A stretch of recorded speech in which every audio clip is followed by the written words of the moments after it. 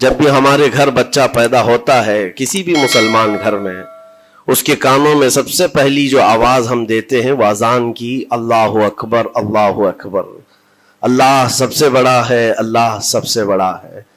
اور مسلمان کی زندگی جب ختم ہونے کو آتی ہے، ہماری روح نکل جائے اور ہمیں کفن دے کر جنازہ لا کر امام کے سامنے رکھا جاتا ہے، امام پھر ہمارے جنازے پر سب سے پہلی تکبیر جو باندھتا ہے اللہ اکبر کہہ کر، اللہ سب سے بڑا ہے۔ مسلمان کی یہ زندگی اس بات کے بیچ میں ہے کہ آیا تھا دنیا میں اللہ اکبر کہتے ہوئے اور جا بھی رہا ہے دنیا سے تو اللہ اکبر کہتے ہوئے۔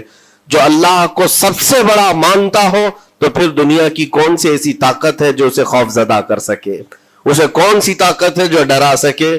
لیکن بہت سارے ایسے ہیں کہ غفلت میں آ کر کے وہ کسی اور کو بڑا سمجھ لیتے ہیں، کبھی حالات کو بڑا سمجھتے ہیں، کبھی تخت و تاج کو بڑا سمجھ لیتے ہیں، کبھی طاقت و قوت کو، فوج کو، نظام کو، ان کا رعب اپنے سینے پر ڈال کر کے جینے لگ جاتے ہیں، جبکہ اللہ تعالیٰ فرماتا فَلَا تَخْشَوْهُمْ وَاخْشَوْنِي، ان سے مت ڈرو، مجھ سے ڈرو۔ اللہ کا خوف جس کے دل میں آ گیا، اللہ اس کو ہر خوف سے آزاد کرتا ہے، ہر خوف سے آزاد کرتا ہے۔ ہم ہندوستان کے جملہ مسلمان جتنے بھی ہیں، ایک مرد قلندر، مرد درویش، سیدی سرکار معین الدین حسن چشتی غریب نواز کے اس ہند میں رہتے ہیں۔ ظاہر سی بات ہے کہ ان کی سیرت ہم سب کے لیے ایک بہت بڑا مشعل راہ ہے، بہت بڑا نمونہ عمل ہے۔ آپ کو پتا ہے غریب نواز کو ہند الولی کہا جاتا ہے، وجہ یہ ہے کہ ولی کا ہندوستان ہے، یہ نہیں ہے کہ ہندوستان کا ولی، بلکہ یہ پورا ہند ہی ولی کا ہے۔ دربار غریب نواز سے ہندوستان کو جوڑا گیا ہے، سلطان الہند بھی کہا گیا، سلطان الاولیاء بھی کہا گیا۔ لیکن جانتے ہیں ان کے آنے کا راستہ اتنا پیچیدہ تھا، وہ سن 583 کی بات تھی، 583 ہجری چل رہی تھی، جب آپ حرم کعبہ سے نکل کر مدینہ طیبہ جا رہے تھے۔ اس وقت آپ کی عمر تقریباً 45 سال کے آس پاس کی تھی، نہایت ہی عبادت گزار، تقوی شعار، 20 سال اپنے پیر و مرشد کی خدمت کر کے وہ حرم کعبہ میں پہنچے تھے۔ 20 سال کے بعد جب مسجد نبوی میں گئے تو عجیب سی کیفیت تھی، سلام کیا رسول پاک صلی اللہ علیہ وسلم کے دربار میں تو جواب قبر انور سے آیا وعلیک السلام یا معین الدین شیخ البر والبحر، اے معین الدین تجھ پر میری سلامتی ہو، اللہ کی سلامتی ہو جو خشکیوں کا بھی اور تریوں کا بھی تجھے امام بنایا گیا ہے۔ اور آواز یہ نبی کریم صلی اللہ تعالی علیہ وسلم کے دربار سے سننے والی آواز تھی۔ آپ گھبرائے تھے، تھوڑا سا سراسیمگی تھی، یہ ہندوستان کی طرف اشارہ کر کے میرے آقا صلی اللہ تعالی علیہ وسلم نے فرمایا تھا کہ تجھے ہند کی ولایت دی جاتی ہے۔ اس وقت تک سرکار غریب نواز کو نہ ہندوستان آنا کبھی ہوا تھا، نہ ہندوستان کے علاقوں کو آپ نے کبھی دیکھا تھا، کیونکہ سجستان جو یہاں سے کافی دور ہے، افغان کے قریب ایک علاقہ سنجر جہاں پر آپ کی ولادت ہوئی، وہاں سے نکل کر کے آپ نیشاپور میں آباد رہے، اس کے بعد 40 سال کے بعد حرم کعبہ اور حرم مدینہ میں رہے۔ لیکن اچانک یہ بات کہ تمہیں ہند کی ولایت دی جاتی ہے، ایک تعجب والی بات ہے، نئی جگہ پر بھیجا جا رہا ہے۔ آپ دوبارہ شام میں نبی پاک صلی اللہ علیہ وسلم کے دربار میں حاضر ہوئے اور سلام پیش کرنے کے بعد، کیونکہ یہ خوشی کی بات تو سب کے لیے تھی کہ ہندوستان کو اللہ تعالیٰ ایک عظیم ولی بھیج رہا ہے، لیکن جس کو بھیجا جا رہا ہے وہ بے قرار تھا، بے چین تھا، کیونکہ نہ راستے پتہ ہے، نہ ملک کے حالات معلوم ہیں۔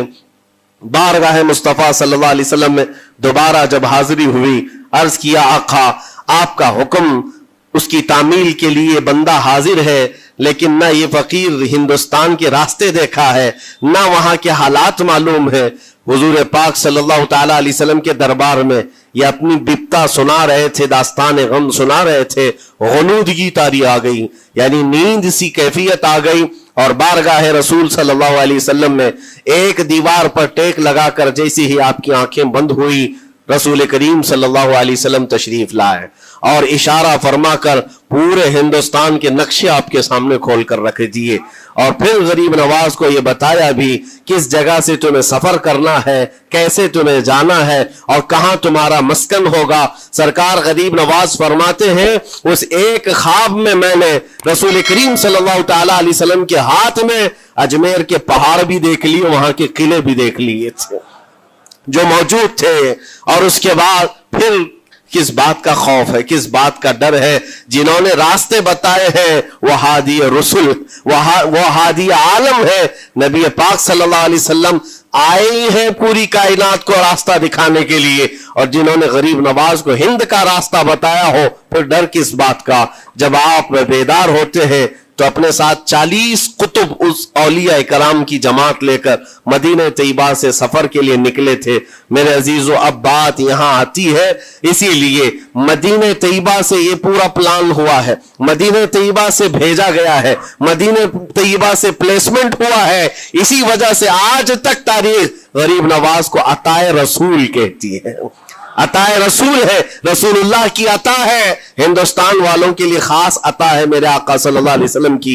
जब वो सफर के लिए निकले, सन 83 से चले थे, तो यहां हिंदुस्तान पहुंचते पहुंचते आपको 87 यानी 4 साल का अरसा लग गया था। 4 साल के अरसे के बाद आप पहुंचे मेरे अजीजों। न प्लेनों का सफर, न जहाजों का सफर कि उड़ करके इधर से उधर आ गए, वो तो पैदल काफिला निकला था, दुर्वेशों का काफिला था। और वहां मदीने तैयबा से निकलकर बगदाद पहुंचे, बगदाद में औलिया कामिलीन की सोहबत पाई, वहां से फिर नेशापुर, फिर उसके बाद हरात और अफगान के इलाके होते हुए लाहौर पहुंचे। लाहौर में सरकार दाता गंज बख्श आलम रहमतुल्लाह ताला अलैह के दरबार में चिल्ला कशी फरमाई, वहां से दिल्ली पहुंचे। यहां ये पूरा जो रास्ता है 4 साल का मेरे अजीजों तारीख में है। सरकार गरीब नवाज जिस रास्ते से चलते जाते थे, जो काफिर या मुशरिक भी देखता वो दायरे इस्लाम में दाखिल हो जाता ना। नूर इलाही, नूर वहदत का टुकड़ा आपकी जबीन अक़दस पर ऐसा चमकता था कि लोग जो आते वो फिर आपकी सोहबत से दूर कोई जाता नहीं था। दिल्ली में जहां आप आए, एक अजीब इत्तेफाक है, उस वक्त खांडे राव एक बड़ा राजा था, उसका किला था, उसके सामने ही आपने पड़ाव डाल लिया। सरकार गरीब नवाज रज़ियल्लाहु तआला अन्हु की ये दास्तान, ये तारीख, वहां पर आपने अपना पड़ाव डाल लिया। और इन बुत परस्तों के लिए एक बड़ा पेचीदा मसला था कि एक दुर्वेश आया है। एक बात मैं आपको बताऊं, ये जो तासुब आज फैला हुआ, ये जहर फैला हुआ, ये आज का नहीं है, ये बाप दादाओं के पुश्त में भी इनके मौजूद रहा है। इस्लाम और मुसलमानों के खिलाफ जहर मुशरिकीन के दिलों में ये बहुत पुरानी चीज है, नई नहीं है, बहुत पुरानी चीज है। तासुब दिलों के अंदर कुड़न रखना और कभी एक्सेप्ट ना करना, ये सरकार गरीब नवाज जिस दिन हिंद में कदम रख रहे उसी दिन से आपने इसको फेस किया है, उसी दिन से आपने इसको देखा है। और वहां पर खांडे राव की जमात ने बहुत कोशिशें की कि ये दिल्ली में दाखिल हुआ, यहीं से इनको खत्म कर दिया जाए, निकाल दिया जाए। लेकिन अजीब इत्तेफाक यह है कि ये जो जमात आई थी सरकार गरीब नवाज के साथ, न इनके हाथों में तलवार है, न भाले हैं, न चाकू है, न छुरी है, ये तो गुदड़ियां पहनी हुई दुर्वेशों की जमात थी। गुदड़ियां पहनी हुई दुर्वेशों की जमात जो झोले में सूखी रोटी रखते थे और पानी में भिगोकर खा लिया करते थे। इनके पास न कोई हथियार है, न कोई सामान है, हर सामान जंग है। इनको निकाला जाए तो किस बात से निकाला जाए, हिम्मत भी ना होती थी। यहां तक कि जो आपको वहां से जाने की बात करने के लिए आता था, थोड़ी देर महफिल में बैठता और खड़ा रहता और कलमा पढ़कर फिर मुशर्रफ ब इस्लाम हो जाता। दिल्ली के अंदर एक दिन के अंदर 1000 लोग इस्लाम में दाखिल हुए थे। सरकार गरीब नवाज रज़ियल्लाहु तआला अन्हु ने तलवार से इस्लाम में दाखिल नहीं किया है, ना ही किसी को डरा धमका करके। वो सूखी रोटी खाने वाले किस बात से डराते लोगों को? उनके पास कौन सा एटम बम था?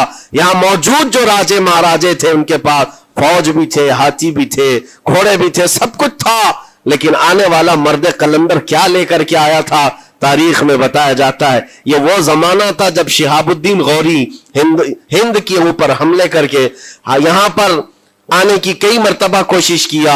ये अफगान का बादशाह था शिहाबुद्दीन गौरी, जब हिंदुस्तान पर कई मर्तबा हमले करके नाकाम लौट रहा था, बीच रास्ते में इन फकीरों की जमात से बादशाह की जमात की मुलाकात हो गई। सिपाही जा रहे थे शिकस्त खाकर और ये दुर्वेशों का काफिला इधर आ रहा था। देखा पहचानी सी सूरतें लगती हैं। जाकर के एक सिपाही ने पूछा, बाबा आप लोग कहां जा रहे हैं?